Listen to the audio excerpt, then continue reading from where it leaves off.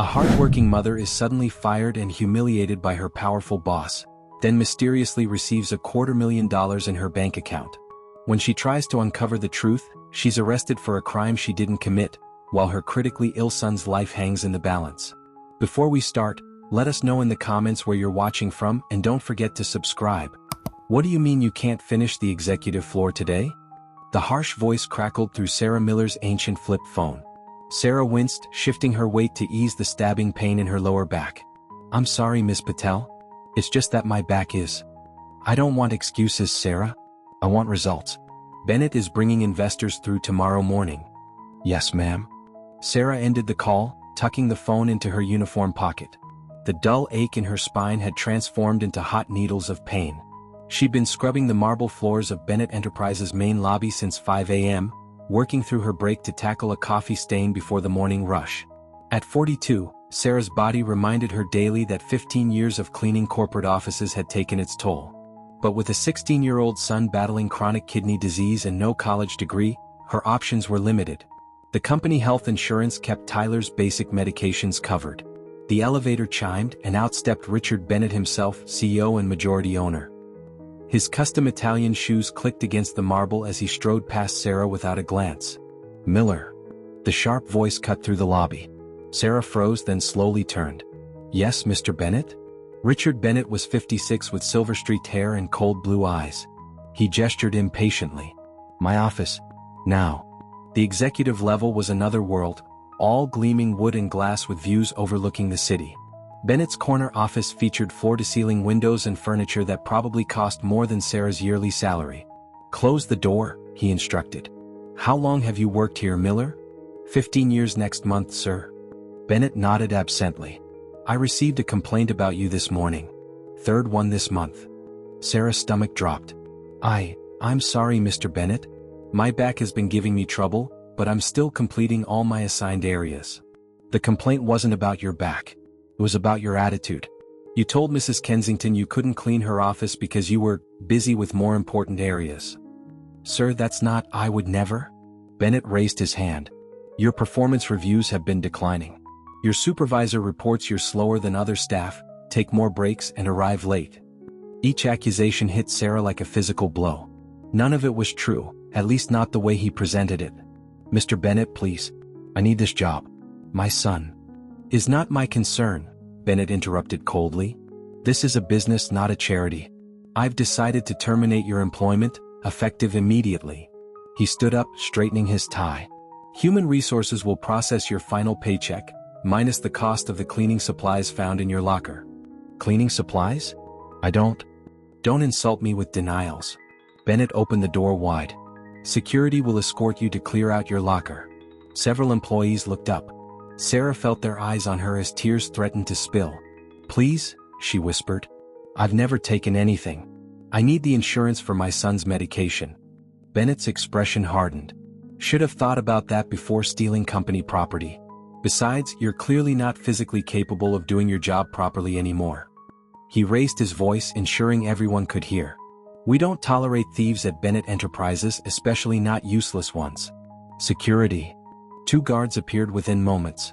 The humiliation burned through Sarah as they flanked her.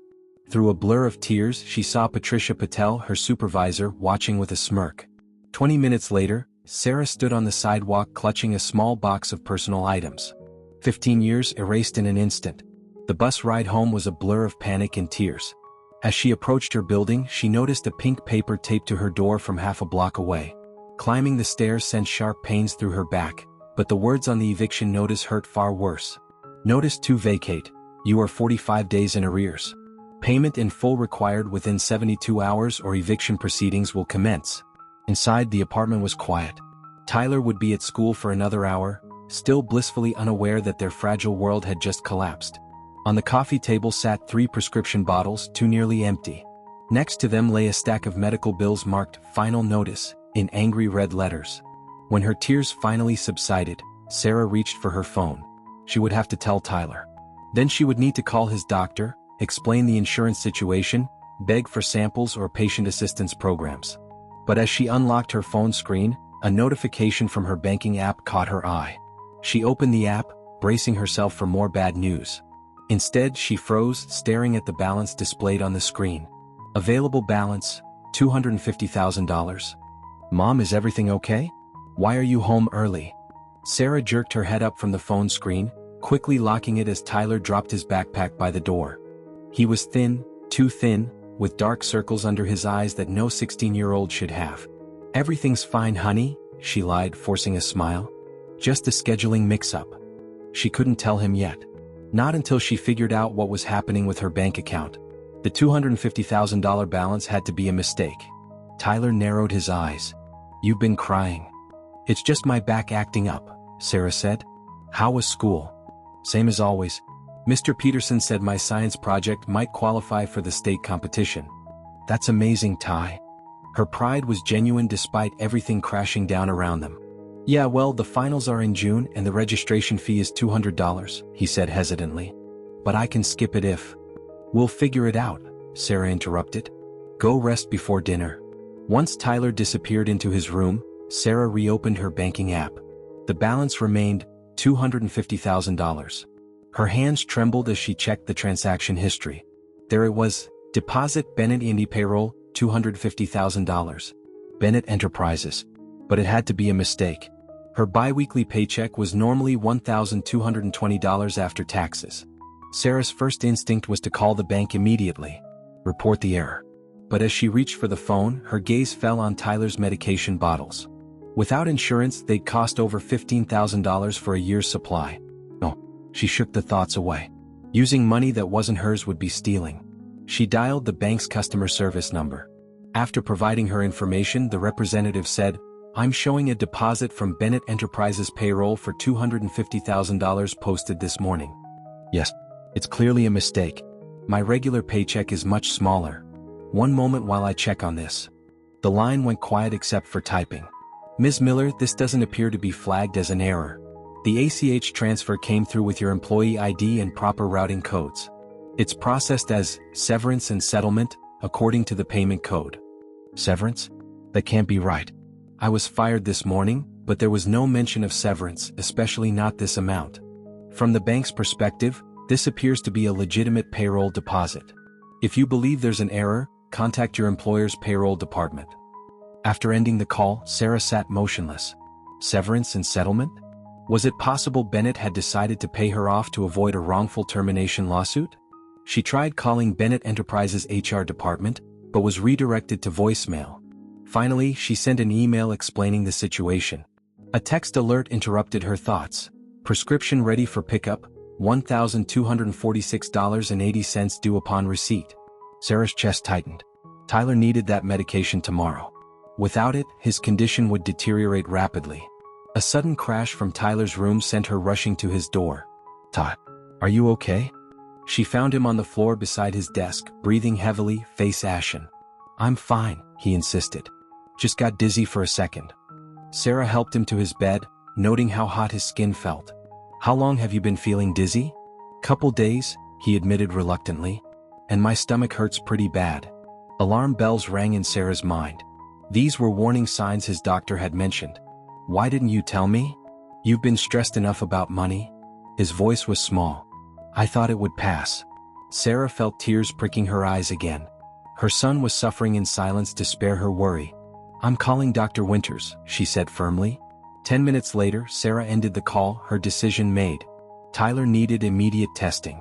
His symptoms suggested his condition might be worsening. Sarah transferred $2,000 from the mysterious deposit to her checking account, just enough to cover the medication and doctor's visit. She'd deal with the consequences later. On the way to the pharmacy, Sarah's email pinged with a response from Bennett Enterprises HR. Ms. Miller, our records indicate your employment was terminated for cause today. Bennett Enterprises has no record of authorizing any severance or settlement payment. Please contact your bank immediately to return any erroneously transferred funds. Regards, Patricia Patel, Human Resources Director. As she pulled into the pharmacy parking lot, another email arrived, from an address she didn't recognize. The money is yours by right. Don't let them take it back. They've stolen enough from people like us. A friend at B. Sarah stared at the cryptic message. Someone inside Bennett Enterprises had sent her the money deliberately. But why? Was it a genuine act of justice, or was someone setting her up? Tyler coughed from the passenger seat. Sarah slipped the phone into her pocket. Questions would have to wait. For now, Tyler needed his medicine. As she helped her son into the pharmacy, she didn't notice the black sedan parked across the street, or the man inside taking photographs of them both. Tyler, can you hear me? Sarah knelt beside her son's bed, heart hammering against her ribs. The digital clock showed 3:47 a.m. She'd been jolted awake by a sound between a cry and a moan from his room. Tyler lay curled on his side, arms wrapped around his abdomen, his face contorted in pain. Sweat plastered his dark hair to his forehead. "It hurts, Mom," he whispered. "It really hurts this time." Sarah pressed a hand to his forehead. He was burning up. "Where, honey?" "My back, and here." He gestured toward his lower right abdomen. "Like someone stabbing me. The new medication." It had to be a reaction to the new medication. "I'm calling an ambulance," Sarah said, reaching for her phone. Tyler's hand shot out, gripping her wrist. "No, too expensive. Just help me to the car." "Tyler, this isn't about money right now. Please, Mom." His eyes, though glazed with pain, held stubborn determination. "I can make it to the car." Getting Tyler to the car was an ordeal. Every few steps he would freeze, caught in a wave of pain. By the time Sarah eased him into the passenger seat, his skin had taken on a grayish tinge that terrified her. The drive to Lakeside Memorial Hospital was the longest 20 minutes of her life. At every stoplight, she checked Tyler, who had fallen into semi-consciousness, responding with only mumbles. "Stay with me, baby," she kept saying. "We're almost there." At the emergency room entrance, Sarah screeched to a halt in the ambulance bay. "I need help," she shouted through the doors. "My son, he's in the car, he can't walk." Two nurses rushed out with a wheelchair while a third guided Sarah to intake. The questions came in rapid succession. "Name? Symptoms? Allergies? Insurance? We don't. I lost my job yesterday. Our insurance." Sarah fumbled with her wallet. "He has chronic kidney disease. I think it's a reaction to his new medication." The intake nurse's expression remained professionally neutral, but Sarah caught the flicker of concern. No insurance meant complicated paperwork and potentially limited care. "We'll need a credit card on file for the initial deposit," the nurse explained. "The financial counselor will discuss payment options once your son is stabilized." "How much is the deposit?" "For emergency services with potential admission, it's $1,500. Sarah pulled out her debit card, praying the $2,000 transfer had cleared. "Ms. Miller?" The nurse's voice broke through her trance. "Your card was declined." "What? That's impossible.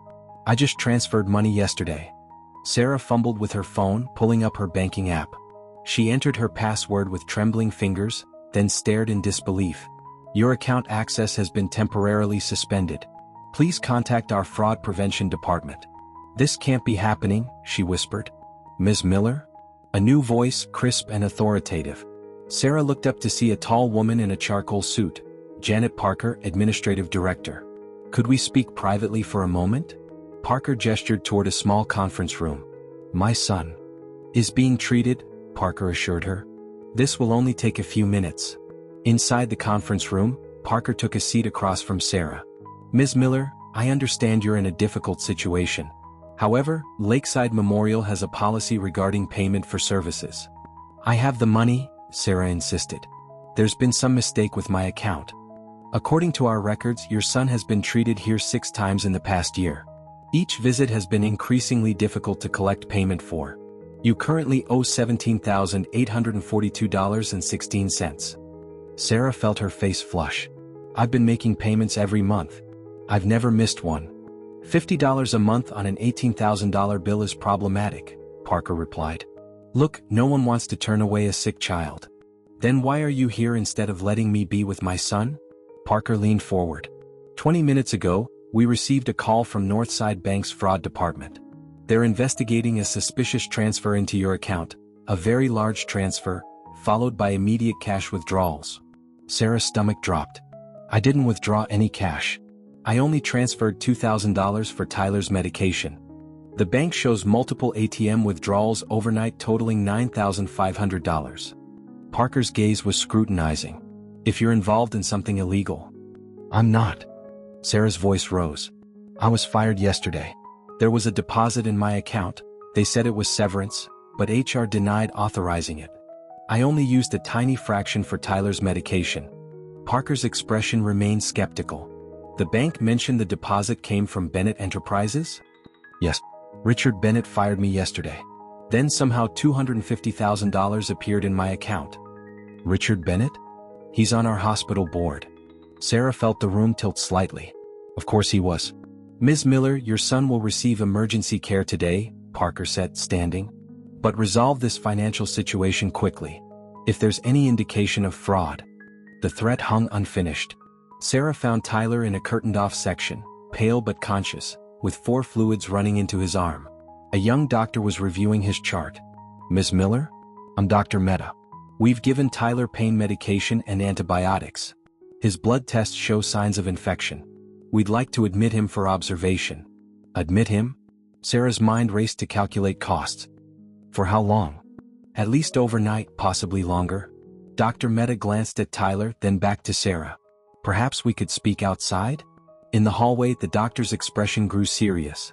Ms. Miller, Tyler's kidney function is declining faster than previous tests indicated. The infection is concerning, but it's also revealing underlying issues. What are you saying? Within 6 months, possibly sooner, Tyler will likely need dialysis or transplantation. His kidneys are failing. The world seemed to stop. All background noise faded as Sarah processed the doctor's words. 6 months. Her son was dying, and the only thing standing between him and treatment was money. As she struggled to respond, her phone vibrated with a text from an unknown number. They're setting you up. Don't trust anyone at Bennett Enterprises.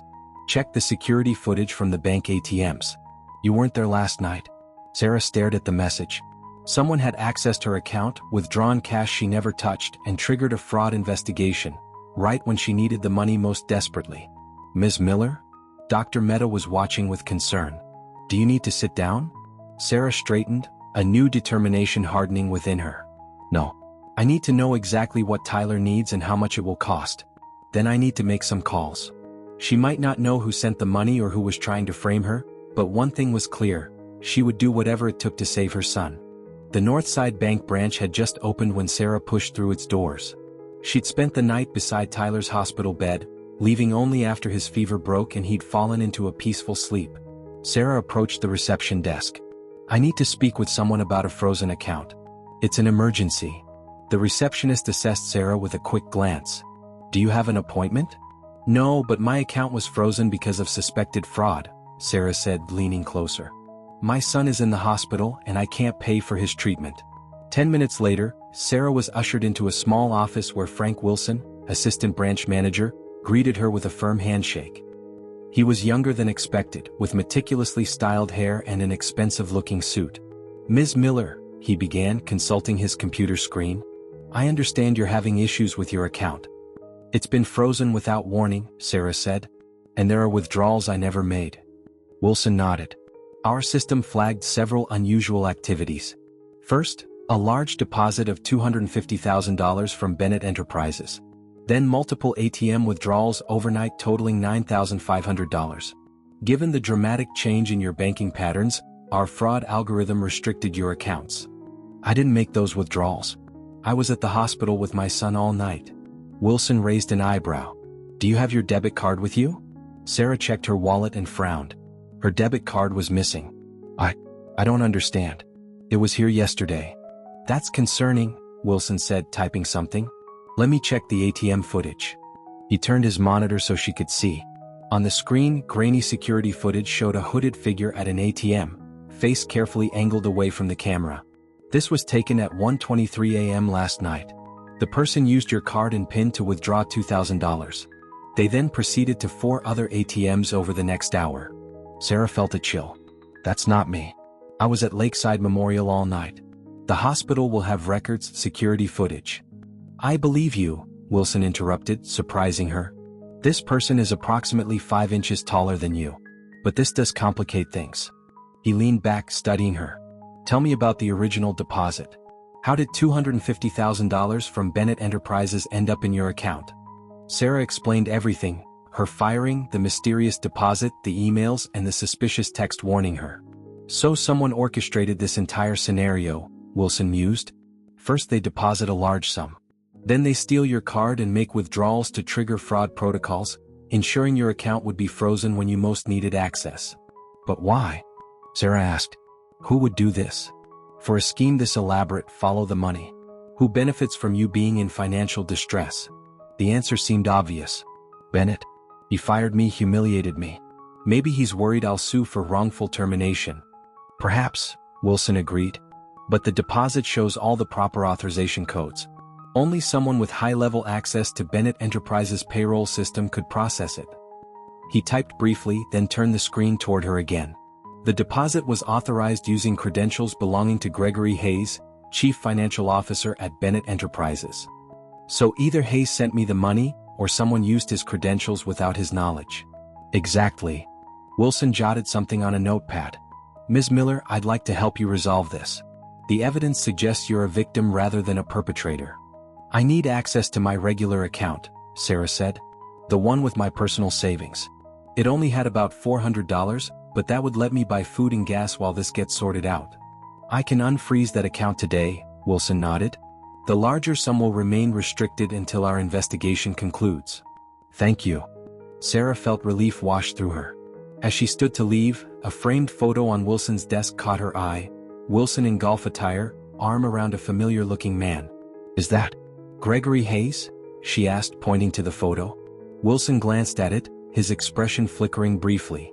Yes, we play in the same charity tournament each year. Northside Bank and Bennett Enterprises have a long-standing relationship. A warning bell sounded in Sarah's mind. You know him personally?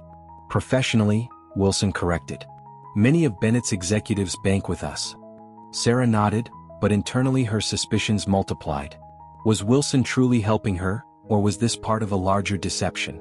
Outside the bank, Sarah checked her phone. 2 missed calls from the hospital and a text from Dr. Mehta. Tyler awake asking for you. Test results in. Please return when possible.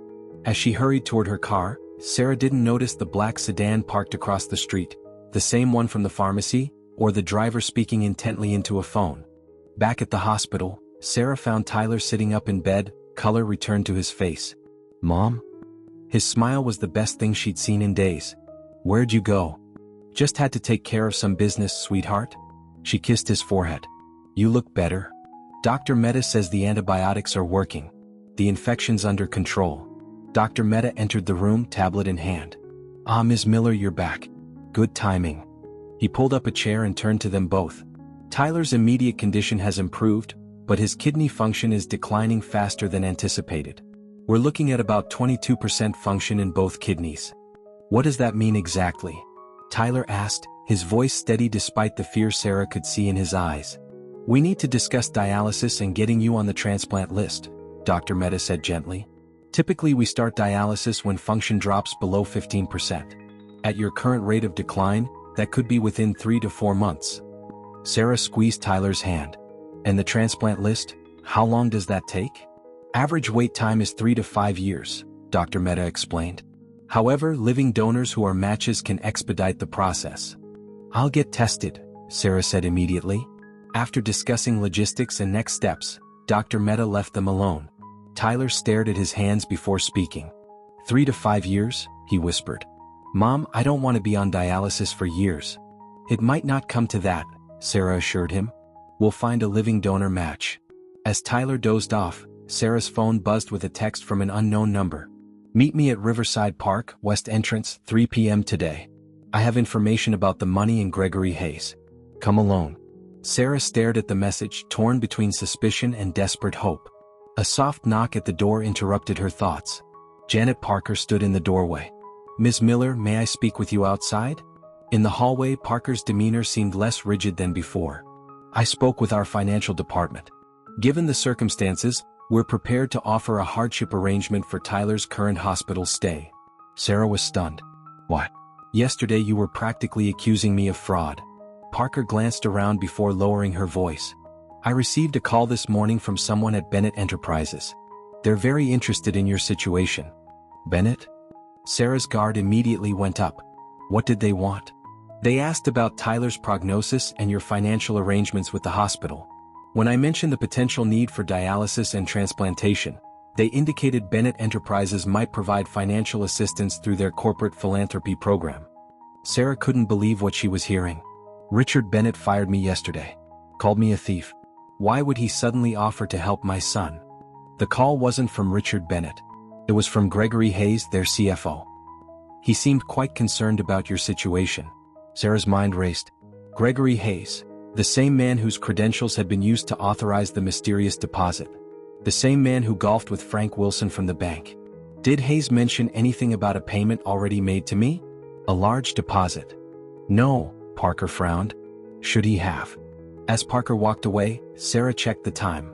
1:45 p.m.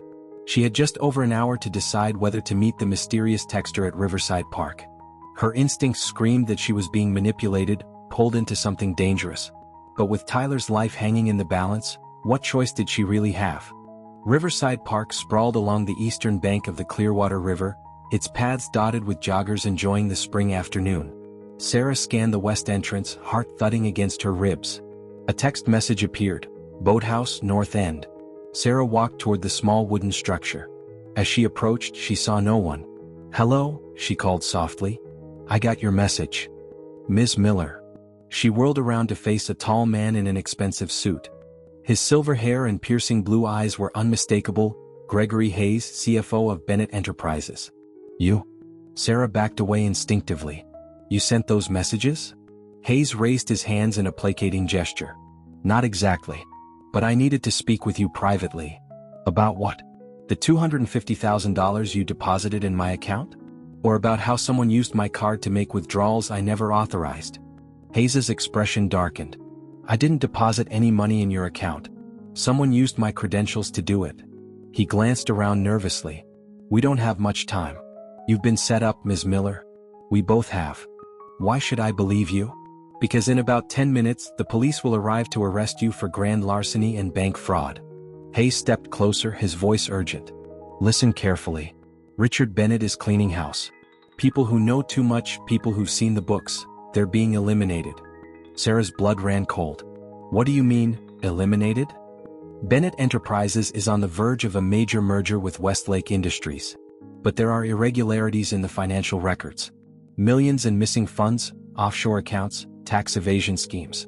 I discovered them 3 weeks ago. And you were going to report it? Sarah asked skeptically. Hayes laughed bitterly. I was going to leverage it. I threatened Bennett, thinking he'd buy my silence with a better position. Instead, he's been systematically destroying evidence and discrediting potential whistleblowers. What does any of this have to do with me? You were in the wrong place at the wrong time. 2 months ago you were cleaning Bennett's office late at night. Do you remember finding a USB drive? Sarah thought back. Yes. It had fallen behind his desk. I turned it in to security. That drive contained spreadsheets detailing the offshore accounts. Bennett assumed you'd looked at it. When he found out you had a son with expensive medical needs, he became convinced you were planning to blackmail him. Hayes pulled an envelope from his jacket. These documents prove what's happening. Take them too. The wail of police sirens cut him off. Hayes shoved the envelope into Sarah's hands. They're coming for you. Not me, you. Bennett has friends in the department. If they catch us together, these documents will disappear and my testimony will be worthless. I'm sorry. Before Sarah could respond, Hayes sprinted toward the park's south exit. Sarah stood frozen, the envelope clutched in her trembling hands. The rational part of her mind screamed to run, but where? Tyler was at the hospital. She couldn't abandon him. Blue and red lights flashed as police cruisers pulled up. Officers emerged, scanning the area. Sarah Miller? A deep voice called from behind her. She turned to see a plainclothes detective approaching, badge held out. 2 uniformed officers flanked him. Detective Michael Roberts, Metro PD Financial Crimes Unit. We need you to come with us for questioning regarding fraudulent financial transactions. Am I under arrest? Sarah asked, her voice remarkably steady despite her racing heart. Yes, ma'am. You have the right to remain silent. Anything you say can and will be used against you in a court of law.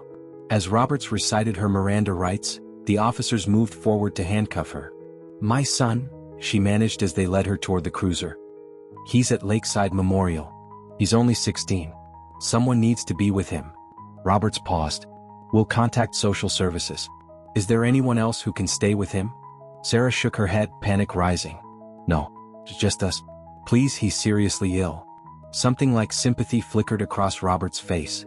I'll make some calls, see if we can arrange for hospital staff to remain with him. The interrogation room at the Metro Police Department was exactly as Sarah had seen in countless TV shows. Stark white walls, metal table bolted to the floor, and the two-way mirror. Detective Roberts sat across from her, a thick folder open before him. Sarah had declined to answer questions until her lawyer arrived, but her court-appointed public defender was running late. The door opened and a petite Asian-American woman in a charcoal suit entered. Lisa Chin, public defender's office. "Sorry for the delay, Ms. Miller." She set her briefcase on the table and turned to Roberts. "I'd like a few minutes alone with my client." Roberts nodded and left. As soon as the door closed, Chin sat beside Sarah. "They've charged you with grand larceny, bank fraud, and blackmail," she said without preamble. "The evidence they're presenting is substantial." Sarah's shoulders slumped. "I didn't do any of those things." "Tell me everything," Chin instructed, pulling out a legal pad. Sarah recounted the events of the past 2 days, including her meeting with Hayes. When she mentioned the envelope, Chin's eyes widened. "Where is it now?" "They took my personal belongings when I was booked. The envelope should be with them." Chin made a note. "I'll request all seized items immediately." The door opened and Roberts returned with another detective carrying a laptop. "Ms. Chin, Ms. Miller," Roberts nodded.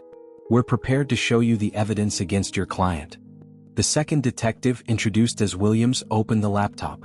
This footage was captured yesterday at Northside Bank's Maple Avenue branch. The screen showed Sarah at the bank teller window, passing what appeared to be a note. The timestamp read 11:42 a.m., exactly when she'd been meeting with Frank Wilson. "That's not what happened," Sarah protested. "I never went to a teller. I met with the assistant branch manager, Frank Wilson, in his office." Roberts placed a document on the table. "This is a copy of the note you handed the teller, demanding the $250,000 be transferred to an offshore account." Sarah stared at the paper in disbelief. The handwriting did look like hers, but she'd never written it. "This is fabricated," she insisted. "I never wrote this." Williams tapped the laptop screen. "The bank's security cameras suggest otherwise." Chin leaned forward. "May I see the complete footage? Not just this selected clip."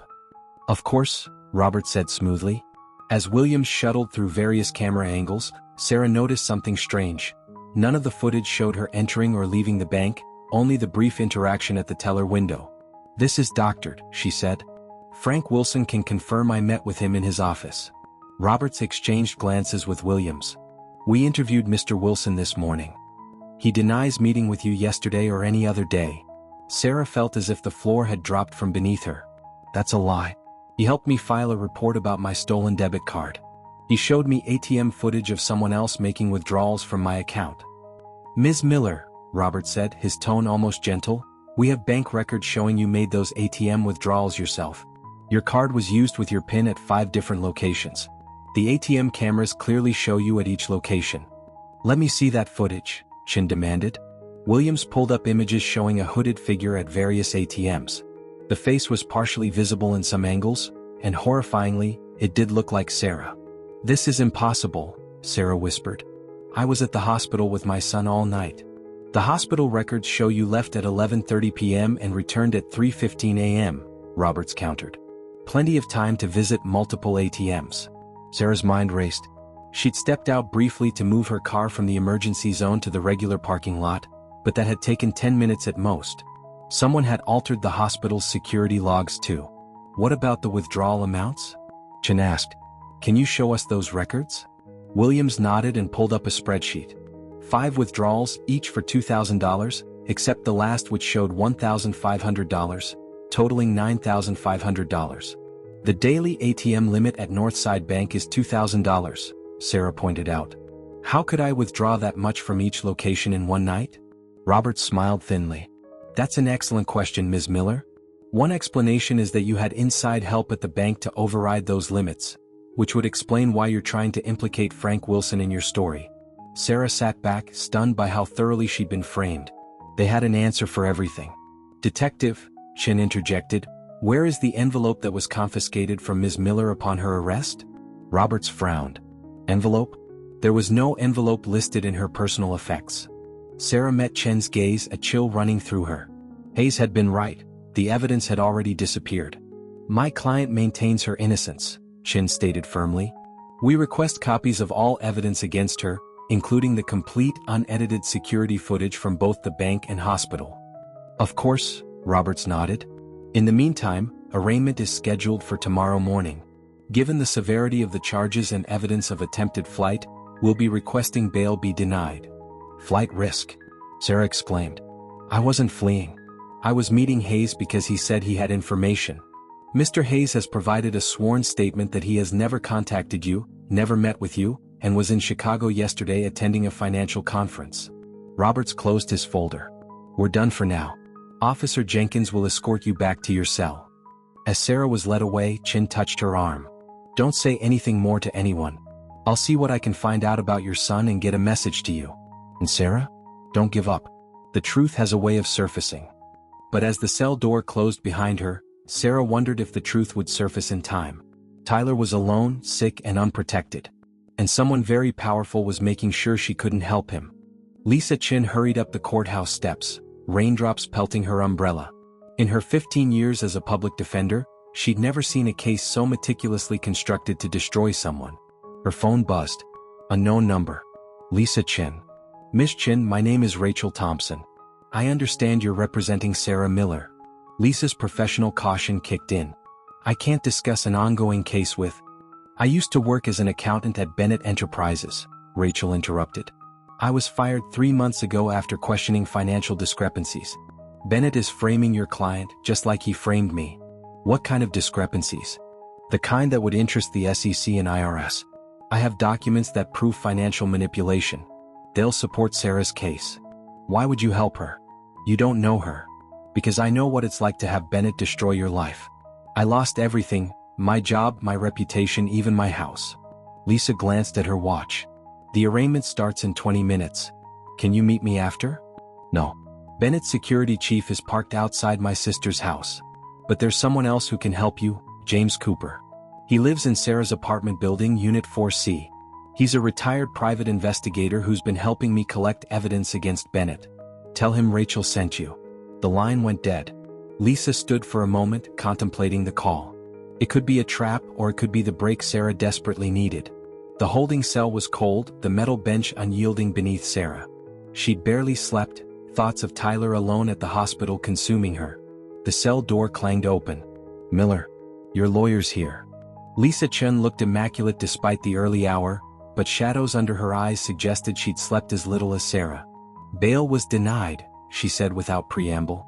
The prosecution convinced Judge Harmon you're a flight risk with access to substantial funds. Sarah's shoulders slumped. What about Tyler? I contacted the hospital. Janet Parker has arranged for a nursing student to stay with him during non-visiting hours.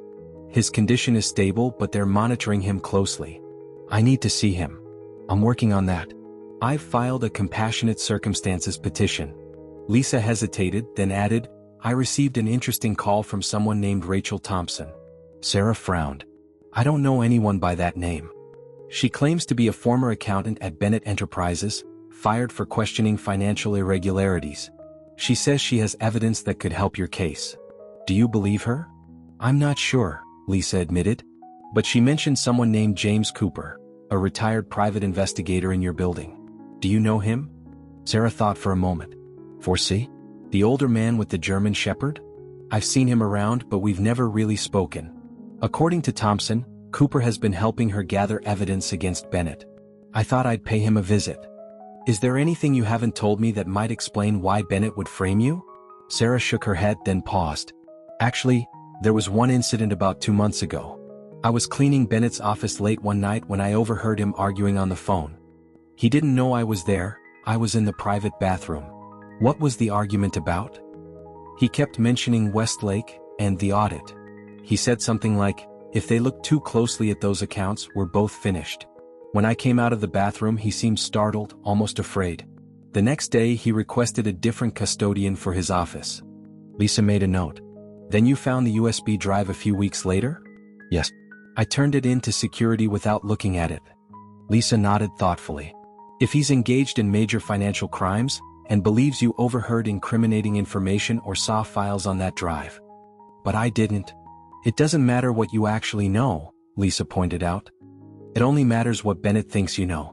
And if he's trying to clean house before a merger with Westlake Industries, as Hayes told you, then anyone he perceives as a threat becomes a target.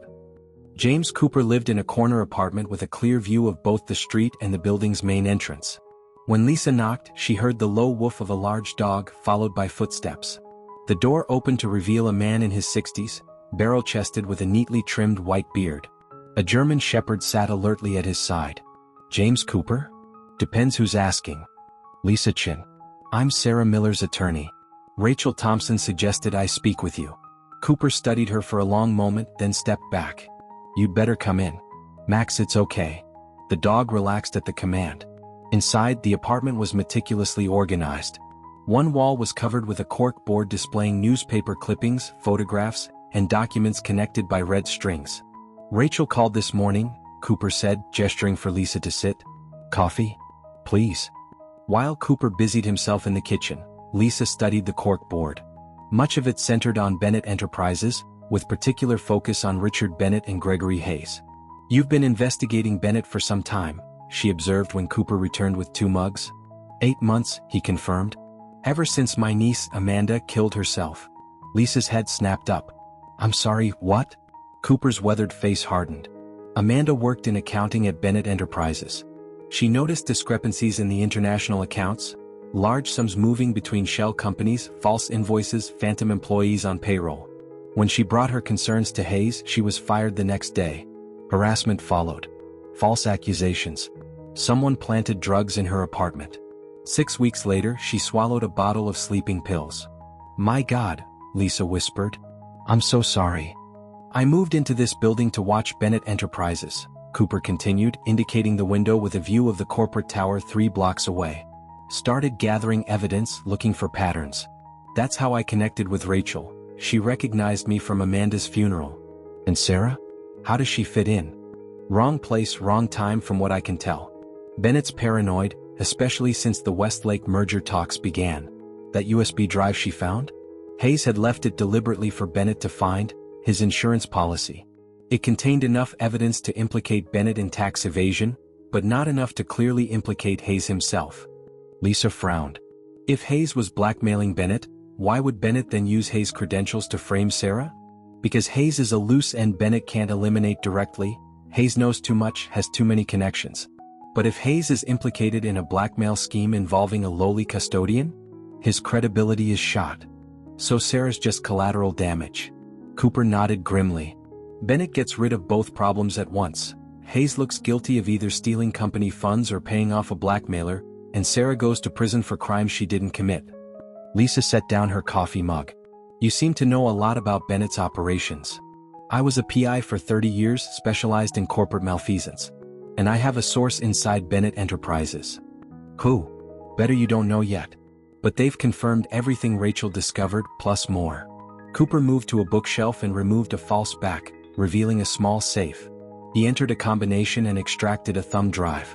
This contains copies of all the evidence I've gathered, including Rachel's documents. He handed Lisa a printed photograph showing Frank Wilson, the bank manager, meeting with Richard Bennett in what appeared to be a private dining room. Taken 3 days before Sarah was fired, Cooper explained. Wilson's been helping Bennett move money for years. He's the weak link, pressure him and the whole scheme falls apart. This is incredible, Lisa breathed, scanning the contents of the thumb drive on Cooper's laptop. But will it be enough to help Sarah now? Cooper smiled for the first time. That's why I went out last night during the storm. Northside Bank's ATMs are serviced by citywide security. Their cloud storage password protection is laughable. I downloaded the raw footage from all 5 ATMs where Sarah supposedly made withdrawals. He pulled up video files. The edited versions police have show someone resembling Sarah. The originals show this woman. The screen displayed a clear image of a woman in a hooded jacket, similar height and build to Sarah, but definitely not her. The face was visible for only a second as she glanced up, but it was enough. Patricia Patel, Lisa realized. Sarah's supervisor at Bennett Enterprises. Exactly. And I've tracked her recent purchases. Brand new Lexus paid in cash. Weekend trip to Miami. Someone's been rewarding her handsomely. Lisa's mind raced with the implications. I need copies of everything. And we need to get this to someone we can trust in law enforcement. I may be able to help with that too, Cooper said. But first, there's someone who needs to see Sarah immediately. Someone who can verify part of her story. Who? Tyler's doctor from Lakeside Memorial. He's been trying to reach Sarah since yesterday evening. It seems Tyler's condition has changed, and there's been an unusual development regarding his treatment options. Lisa felt a chill. What kind of development? An anonymous donor has offered to pay for all of Tyler's medical expenses, including transplant costs if needed. Cooper's expression was grim. The donor's representative? Gregory Hayes. The early morning light filtered through the blinds of James Cooper's apartment as he hunched over his laptop, bleary-eyed but determined. For 18 hours, he'd been following a complex trail of financial transactions, fueled by black coffee and the righteous anger that had driven him since his niece's death. "Found you," Cooper whispered as a pattern emerged from the chaos of numbers. Rachel's documents revealed only part of the story. Bennett's financial crimes were extensive: tax evasion, cooking the books before the Westlake merger, hiding losses from shareholders. But there was something else that hadn't made sense until now. Cooper dialed Lisa Chin. "It's Cooper. I need to see you immediately. I found something." "I'm at the courthouse," Lisa replied. "Emergency bail hearing in 30 minutes. Judge Franklin agreed to reconsider based on Tyler's medical situation." "Perfect. I'll bring everything there." The courthouse hallway bustled with morning activity. Cooper spotted Lisa pacing near the water fountain, phone pressed to her ear. "Yes, I understand the risks," she was saying. "But the judge needs to know." "Yes, thank you, doctor." She ended the call as Cooper approached. That was Dr. Mehta. "He's faxing a statement about Tyler's condition." "What's so urgent?" Cooper guided her to a quiet corner. "Hayes isn't just Bennett's accomplice. He's been running his own scheme on the side." He spread several documents on a bench. "These are account statements from 15 Bennett Enterprises employees, all low-level staff, mostly maintenance and custodial workers. Over the past 18 months, each has received a large deposit, followed by smaller withdrawals that eventually empty the account." Lisa frowned. "Money laundering?" "Exactly. Hayes has been embezzling company funds and cycling them through employee accounts to hide the trail. Most of these people probably never knew. And Sarah was just the latest unwitting participant," Lisa realized. With a twist, Cooper pointed to Sarah's account statement. The pattern changed with her. The deposit was much larger, and it happened immediately after she was fired. Plus, look at the routing code. Lisa studied the document. It's different from the others. Because it didn't come from Bennett Enterprises' general fund like the others. It came directly from Hayes' personal offshore account in the Caymans. Why would Hayes use his own money? Cooper's expression was grim. Because he's cutting ties with Bennett? The Westlake merger is happening next week. Once it does, auditors will swarm over the books. Hayes is preparing to disappear, but first he's setting up fall guys. Bennett, Patel, Wilson from the bank, and unfortunately, Sarah. "So he's not trying to help her at all," Lisa said. "The anonymous donation for Tyler's medical expenses is bait. If Sarah accepts that money, it creates a direct financial link between her and Hayes. More evidence for the prosecution." Lisa checked her watch. "The hearing starts in 10 minutes. Will you testify about this?" Cooper shook his head. "Not yet. My evidence was obtained, less than legally. We need to get the FBI involved properly." Judge Franklin was a severe woman in her 60s with silver hair cropped close to her scalp and piercing gray eyes. She reviewed the medical documentation with careful attention. Sarah sat beside Lisa at the defense table, dressed in clothes Lisa had brought her, a significant improvement over the jail jumpsuit. Assistant District Attorney Mark Walters represented the prosecution, his expensive suit and confident demeanor a stark contrast to Lisa's more practical appearance. "Your Honor," Walters began, "while we sympathize with the defendant's family situation, the severity of her crimes necessitates continued remand. The risk of flight is simply too great." "Miss Chin?" Judge Franklin prompted. Lisa stood. "Your Honor, my client's 16-year-old son is critically ill with kidney disease. The hospital records confirm his condition has destabilized in her absence. He has no other family. Compassionate release is not only appropriate but necessary. The state is not unsympathetic," Walters countered. "We've already arranged for social services to monitor the minor's care." "With all due respect," Lisa replied, "a rotating cast of social workers is no substitute for a mother, particularly when that child is facing possible organ failure." Judge Franklin turned to Sarah. "Ms. Miller, if released on bail, Can you provide assurance you will not attempt to flee jurisdiction? Sarah stood, voice steady despite her anxiety. Your Honor, I would never leave my son. He's all I have. And I'm innocent of these charges. Running would only make things worse. The judge nodded. I'm setting bail at $100,000. The defendant will surrender her passport, wear an ankle monitor, and remain within county limits. She is permitted to visit Lakeside Memorial Hospital during standard visiting hours only. As the judge departed, Sarah turned to Lisa, eyes wide. I don't have $100,000. Bail bonds, Lisa explained. You only need to put up 10%. I've already spoken with a bondsman who's willing to work with us. Sarah frowned. Still, $10,000 is impossible. Don't even think about using that mysterious donation for Tyler's care, Lisa warned. Cooper discovered something about Hayes you need to know. Freedom felt surreal after 3 days in jail. Sarah stood on the courthouse steps, blinking in the bright midday sun. Lisa waited nearby, talking with James Cooper. Sarah, Lisa called, waving her over. This is James Cooper. He's been helping with your case. During the drive to the hospital, Sarah listened in growing horror as Lisa explained Hayes' money laundering scheme and his attempt to frame her alongside Bennett. So neither of them is on my side, she concluded bitterly. I'm just a convenient scapegoat for both of them. It appears that way, Cooper confirmed. But we're building a case. The FBI is getting involved and I've located 3 other employees whose accounts were used similarly to yours. What about Tyler's anonymous donor? Sarah asked.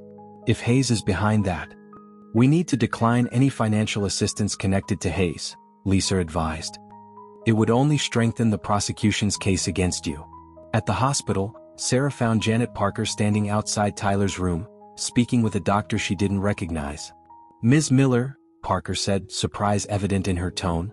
You've been released. On bail, Sarah confirmed. What's happened to Tyler? Where's Dr. Mehta? Dr. Mehta has been reassigned. Dr. Winters has taken over Tyler's care. The unfamiliar doctor stepped forward, a thin man with wire-rimmed glasses and a clinical smile. Ms. Miller, I'm Dr. Winters. I've been monitoring your son's condition for the past 2 days. Without my consent? I'm his mother. You can't just change doctors without consulting me. Given your unavailability and the generous private funding that's been arranged, we determined it was in Tyler's best interest to transfer him to our specialized nephrology team. Private funding? I haven't accepted any private funding. Dr. Winters and Parker exchanged glances. The paperwork was processed yesterday, Parker said. Tyler is now receiving premium care under our VIP medical protocol. Sarah pushed past them into the room. The sight that greeted her stopped her cold. Tyler lay motionless in the hospital bed, ghostly pale, connected to more machines than before. An oxygen mask covered his face and several 4 lines snaked from his arms. He looked smaller somehow, more fragile than when she'd left him. Tyler? She whispered, rushing to his side. Baby, it's Mom. I'm here now. His eyelids fluttered but didn't open. What have you done to him? Sarah demanded, turning to Dr. Winters. He wasn't like this when I left. He was awake, talking. His kidney function dropped below 20%, Winters explained. We had to intervene aggressively. The good news is that with the private funding, he's been moved to the top of the regional transplant list. A donor kidney could be available within weeks rather than years. Sarah's mind raced. That's not how the transplant list works. You can't just buy your way to the top. With directed donation you can, Winters said. A private foundation has arranged for priority matching through specialized channels. Lisa stepped forward. Dr. Winters, what foundation exactly has provided this funding? Before he could answer, a new voice spoke from the doorway. The Bennett Family Foundation for Medical Research. Sarah turned to see Richard Bennett himself standing in the hospital room doorway, immaculately dressed in a charcoal suit. His cold blue eyes met Sarah's with calculated sympathy. Ms. Miller, he said softly, I believe we have much to discuss regarding your son's future. I want you out of my son's room. Now. Sarah's voice was low but razor-sharp as she faced Richard Bennett. The hospital room fell silent except for the beeping of Tyler's monitors. Bennett's practiced smile never wavered. Ms. Miller, I understand your distress. But surely you want what's best for your boy. He gestured toward Tyler's unconscious form. The Bennett Foundation is offering him world-class care, priority transplant status, a second chance at life. At what cost? Sarah demanded. What do you want in return? Bennett spread his hands in a gesture of innocence. Nothing but the satisfaction of helping a child in need. Lisa stepped forward. Mr. Bennett, any financial arrangement regarding Tyler's care would require formal consent from his legal guardian, Sarah. No such consent was given. An unfortunate oversight in the paperwork, I'm sure. Bennett's tone remained smooth. But the fact remains, Tyler is receiving care he desperately needs. Sarah moved to Tyler's bedside, protectively placing herself between her son and Bennett. You fired me. Humiliated me. Had me arrested. And now you want me to believe you care about my son? What game are you playing? No game, Ms. Miller. Perhaps I was hasty in my judgment of you. New information has come to light. What information? Bennett glanced at Lisa and Cooper. I'd prefer to discuss this privately. Anything you have to say to me, you can say in front of my attorney, Sarah replied firmly. Bennett buttoned his suit jacket, a subtle power move. Very well. It appears you may have been unwittingly drawn into a scheme orchestrated by Gregory Hayes. The company's internal investigation suggests Hayes has been embezzling funds and using employee accounts, including yours, to launder money. James Cooper gave a derisive snort. Convenient narrative shift. Bennett's cold gaze flicked to Cooper. I don't believe we've been introduced. We haven't, Cooper replied tersely. Bennett turned back to Sarah. The Bennett Foundation's offer stands regardless. Your son's health shouldn't suffer because of corporate malfeasance or legal misunderstandings. Misunderstandings? Sarah echoed incredulously. You had me arrested for fraud. A regrettable error that I'm working to correct, Bennett insisted. In fact, I've spoken with the district attorney this morning. The charges against you could be dropped entirely if we reach an understanding. Lisa's eyes narrowed. What kind of understanding? Ms. Miller signs a non-disclosure agreement regarding her employment at Bennett Enterprises, releases any potential claims against the company and testifies, if needed, about her interactions with Gregory Hayes. You want me to help you frame Hayes, Sarah translated. Bennett's smile tightened. I want justice for my company and appropriate care for your son. Think it over. He placed a business card on Tyler's bedside table. My private number. Call when you're ready to discuss details. After Bennett left, Sarah collapsed into the chair beside Tyler's bed, trembling with rage and fear. He's unbelievable, she whispered. Using my son as leverage. Cooper moved to the window, watching Bennett exit the hospital. He's desperate. The Westlake merger is days away. If Hayes gets to the authorities first with evidence against Bennett, the deal collapses. What do we do? Sarah asked, gently stroking Tyler's hand. Lisa and Cooper exchanged looks. We need more concrete evidence, Lisa said. Hayes is the weaker link. Bennett's too careful, too practiced. But Hayes is running scared, he'll make mistakes. I'll go, Sarah said suddenly. Absolutely not, Lisa objected. You're out on bail with an ankle monitor. You can't leave the county. Cooper studied Sarah thoughtfully. Actually, she might be our best option. Hayes has already shown he'll talk to her. He did at the park. And he might reveal more if he thinks she's desperate to save her son. It's too risky, Lisa insisted. My son is lying here sedated, being used as a pawn in their corporate war, Sarah said, her voice hardening. I'm done being pushed around by these men. I want my life back and I want Tyler safe. She turned to Cooper. How do we do this? Gregory Hayes' lakeside retreat was a modernist structure of glass and steel perched on a wooded bluff overlooking Lake Oakridge. As the taxi dropped Sarah at the security gate, she felt exposed and vulnerable, exactly as planned. Remember, Cooper's voice said through the nearly invisible earpiece, keep him talking as long as possible. We need specifics about both the embezzlement and the framing scheme. Sarah pressed the intercom button at the gate. A security camera swiveled toward her. This is private property, a gruff voice announced. State your business. Tell Mr. Hayes that Sarah Miller is here to discuss her son's medical care, Sarah replied, looking directly into the camera. A long pause followed before the gate swung open. Sarah walked up the curving driveway, her heart pounding. Cooper and FBI agent Martinez were monitoring from a surveillance van parked half a mile down the road. The front door opened as she approached. Hayes stood there, tension evident in his stance, a tumbler of amber liquid in his hand. He'd aged years in the days since their park meeting. His face drawn, eyes bloodshot. You shouldn't be here, he said, glancing nervously past her toward the road. Bennett came to the hospital, Sarah replied. He's using my son to blackmail me into testifying against you. Hayes' jaw tightened. After a moment's hesitation, he stepped aside. 5 minutes? Then you need to go. The home's interior was spectacular, but signs of hasty packing were everywhere. Half-filled boxes, open drawers, documents spread across the dining table. You're running, Sarah observed. Leaving on business, Hayes corrected stiffly. What does Bennett want you to say? That you orchestrated the deposit into my account. That you were embezzling company funds and using employee accounts to launder the money. Hayes gave a bitter laugh, taking a large swallow of his drink. Of course. He's flipping the script. Classic Richard. Isn't that exactly what you were doing? Sarah pressed. Cooper found the pattern, 15 employee accounts over 18 months. Including mine. Hayes' eyes widened slightly at the mention of Cooper. Who the hell is Cooper? Someone who's been following the money, Sarah replied.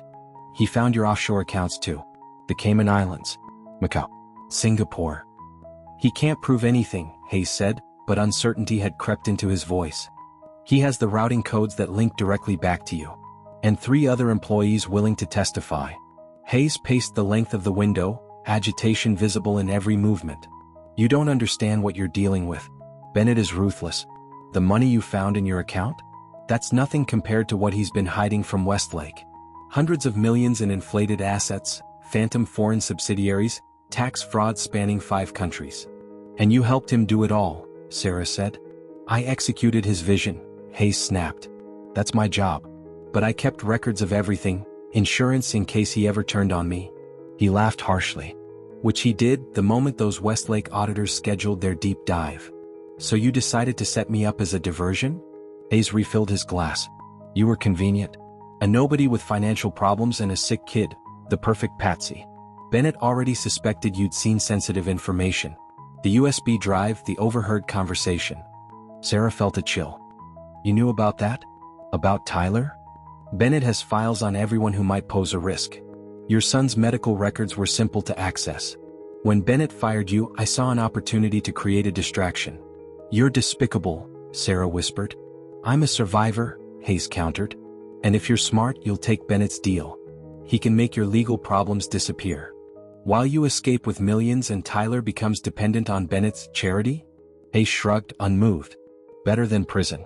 Which is where you'll end up if you don't play along. Bennett owns half the judges in this state, including Franklin. Your bail release? That was his doing. He wanted you where he could reach you. Sarah felt sick. Judge Franklin works for Bennett? Not directly. Her husband's construction company gets all its financing through Northside Bank. Frank Wilson makes sure those loans keep flowing as long as Franklin delivers favorable rulings when needed. And what about Dr. Winters?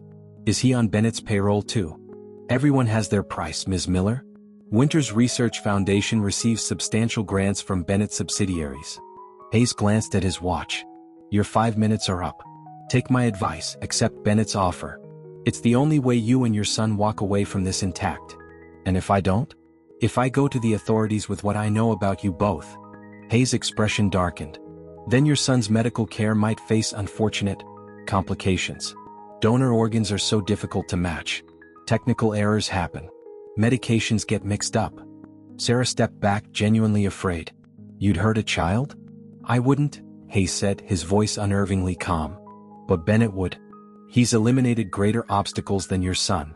Eliminated? What are you saying? Hayes drained his glass. Why do you think the previous CFO retired so suddenly last year? David Morton didn't move to Florida for the sunshine. He moved there because Bennett discovered he was talking to the SEC. 3 weeks later, Morton had a fatal boating accident. Very tragic. Very convenient. You're telling me Bennett had him killed? I'm not telling you anything, Hayes said carefully. I'm merely observing that people who cross Richard Bennett tend to experience unfortunate outcomes. He moved toward the door. We're done here. As Sarah walked down the driveway, Hayes called after her. The cameras at my gate recorded your arrival. If anything I've said today is repeated to authorities, an anonymous tip will inform your bail officer that you violated the terms of your release by leaving the county. Sarah turned back. You're threatening me? I'm being realistic. Bennett has spent 30 years building his empire. He's weeks away from the Westlake merger that will double his net worth. Do you really think he'll let anyone stand in his way? Especially not a cleaning woman with a sob story? Hayes' smile was cold. Go home. Accept his deal. Live to see your son grow up. In the taxi, Sarah finally exhaled. "Did you get all that?" she whispered, knowing Cooper and Agent Martinez were listening through her earpiece. "Every word," Cooper confirmed, satisfaction evident in his voice. "Including the part about Morton's death, Bennett's control of Judge Franklin, and the threats against Tyler.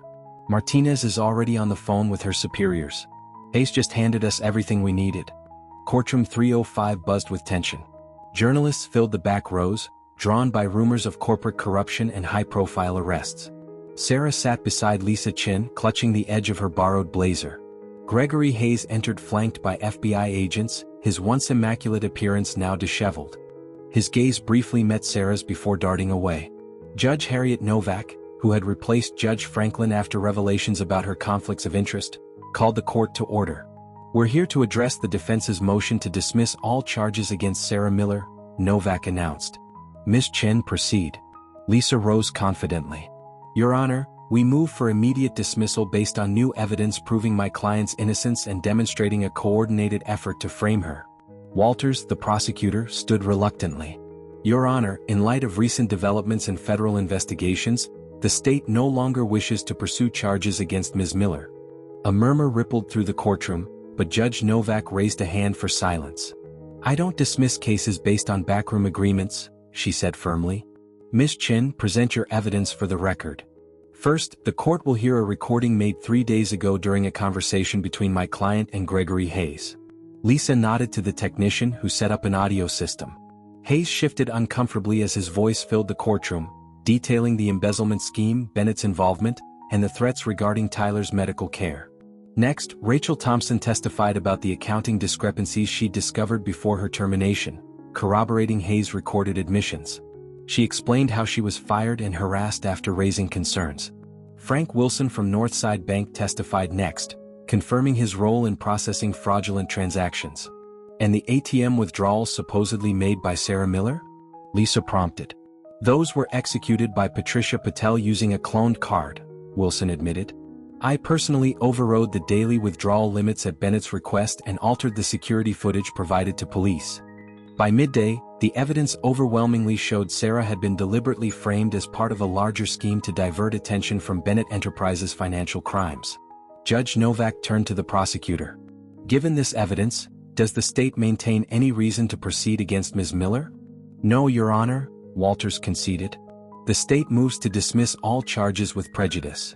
"So ordered," Judge Novak declared. "Ms. Miller, you are free to go with the court's apologies for what you've endured." Special Agent Martinez confirmed that Hayes had been arrested on multiple federal charges, including wire fraud and money laundering. Richard Bennett was taken into custody this morning on similar charges, with additional investigations pending regarding the death of David Morton. The gallery erupted in exclamations. Judge Novak banged her gavel. "Order. This hearing is concluded." Even as relief washed over her, Sarah's thoughts returned to Tyler. Something about Hayes' threats regarding his medical care had felt too specific, too confident. "Lisa," she whispered urgently, "we need to get to the hospital now." The hospital corridor seemed endless as Sarah raced toward Tyler's room. She found Dr. Mehta outside, reviewing a chart with a concerned expression. "Dr. Mehta, you're back on Tyler's case." The doctor looked up. "Yes, just this morning. Dr. Winters has been relieved of his duties pending investigation." "And Tyler?" Sarah asked, afraid to hear the answer. Mehta's expression turned grave. "His condition has declined significantly. The medication regimen Dr. Winters prescribed was unusual. We've corrected it, but Tyler's kidney function is now below 15%. "What does that mean?" "It means we need to start dialysis immediately and accelerate the transplant process. The good news is that without the Bennett Foundation's interference, Tyler has been properly placed on the transplant registry based on medical need, not financial influence."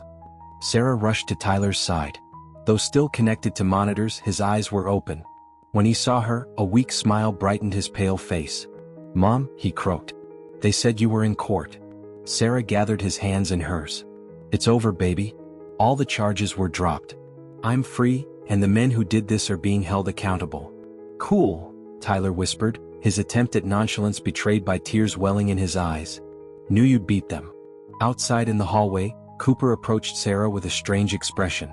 "That was my contact at the Transplant Network. They've been reviewing Tyler's case." "And?" Sarah prompted, noting his tone. Someone has already volunteered to donate a kidney to Tyler. Someone who's a preliminary tissue match. Who? Cooper hesitated. According to the paperwork, Gregory Hayes. Sarah sank into a nearby chair, mind reeling. So while he was threatening Tyler's care, he'd already volunteered as a donor? That makes no sense. Unless it was insurance of a different kind, Lisa suggested. If Tyler received Hayes' kidney, there would be a permanent biological connection. You could never fully testify against the man who saved your son's life. The ethical dilemma was overwhelming. Accept a life-saving organ from one of the men who had nearly destroyed their lives? Or decline and watch Tyler suffer through dialysis while hoping for another match? Cooper placed a gentle hand on her shoulder. You don't have to decide right now. Tyler can start dialysis while you consider all options. Sarah nodded numbly, unable to tear her gaze from her son. After everything they'd endured, the hardest decision still lay ahead, and Tyler's life hung in the balance.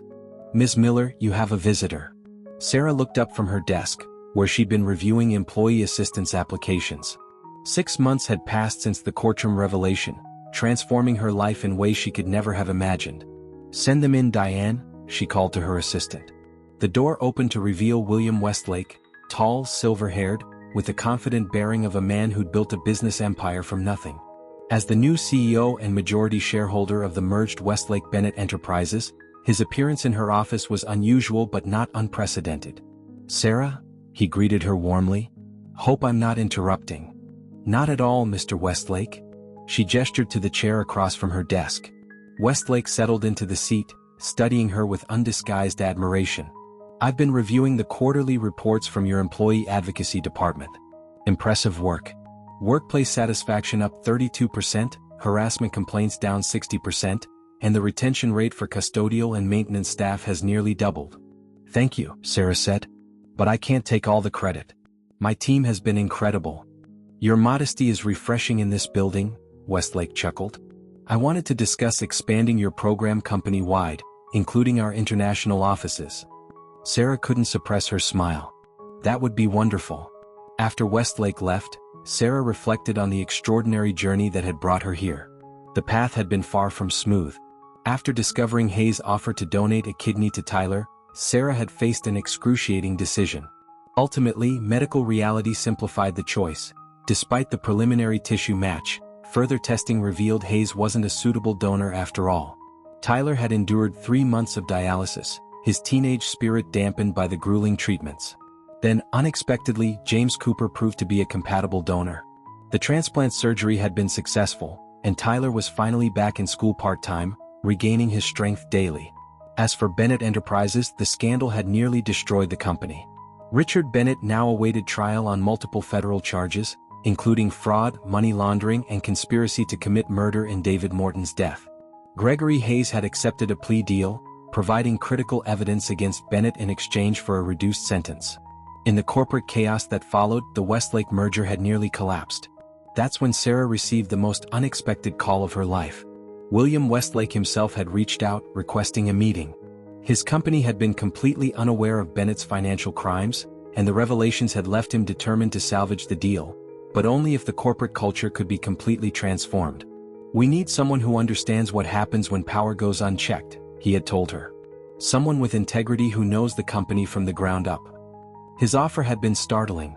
Return to Bennett Enterprises, soon to be Westlake Bennett, not as a custodian but as the Director of Employee Advocacy, a newly created executive position reporting directly to Westlake himself. The role would include establishing whistleblower protections and creating advancement pathways for service staff. The compensation package included a substantial salary and comprehensive medical benefits for Tyler. After consulting with Lisa and Cooper, Sarah had taken the position, with several non-negotiable conditions. She would have final authority over her department's activities, participate in hiring decisions for all executive positions, and the company would establish a medical assistance fund for employees with chronic health conditions. 6 months later, Sarah no longer felt out of place in the executive suite. Her unique perspective had proven invaluable as the company rebuilt itself. A text message interrupted her reflections. Mom, got an A on my bio test. Still okay for pizza tonight?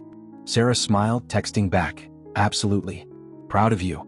I'll be home by 6. Life had found a new rhythm. Their apartment in the old building had been replaced by a comfortable townhouse closer to both the office and Tyler's school. Even more remarkably, she had found allies in unexpected places. Rachel Thompson now worked in her department, using her accounting expertise to ensure financial transparency. James Cooper had become a frequent dinner guest and mentor to Tyler, who was considering a future in investigative work himself. Lisa Chin had parlayed her role in exposing Bennett's crimes into a position with the district attorney's office, heading a new corporate accountability task force. As Sarah gathered her things to leave for the day, her phone rang. Dr. Mehta's number. "Sarah, good news," he said when she answered. "Tyler's latest lab results are excellent. Kidney function is stable, no signs of rejection. We can reduce the clinic visits to monthly instead of bi-weekly." "That's wonderful," Sarah replied, relief washing through her. After ending the call, Sarah walked through the executive floor toward the elevator. Employees greeted her warmly as she passed, a far cry from the days when she had made herself invisible while cleaning these same hallways. The elevator doors opened to reveal Patricia Patel. The former HR director had avoided prison by cooperating with authorities, but her professional reputation was in tatters. After months of unemployment, Sarah had made a controversial decision to hire Patel for an entry-level position in the customer service department. "Ms. Miller," Patel acknowledged stiffly, unable to meet Sarah's eyes. "Patricia," Sarah nodded. "How's the new role working out?" "It's humbling," Patel admitted. "But I'm grateful for the opportunity. Everyone deserves a second chance," Sarah said. "Just remember that when you're dealing with your team members." The ground floor lobby gleamed with the same marble she had once scrubbed on hands and knees. As she crossed it now, head high, Sarah caught a glimpse of the cleaning staff working discreetly in a corner. She diverted her path to greet them by name, asking about their families, reminding them about the educational assistance applications due that week. Outside, the spring air was sweet with possibility. Sarah headed for her car, thoughts already turning to the evening ahead. Pizza with Tyler, perhaps a movie after. Normal things. Family things. The simple pleasures that had once seemed impossibly distant. Her phone buzzed with another text from Tyler. "Can Cooper join us for pizza? He's helping me with my career day presentation." Sarah smiled and replied, "Of course. The more the merrier." As she drove away from Westlake Bennett Enterprises, Sarah glanced in her rearview mirror at the towering glass building reflecting the late afternoon sun. What had once been a place of humiliation and injustice had become something else entirely, a platform for change, both for herself and for hundreds of employees who now had a voice because of her work. The final pieces of her old life had come full circle, transforming into something stronger, more resilient, and infinitely more hopeful than she could have imagined on that terrible day when Richard Bennett had called her into his office.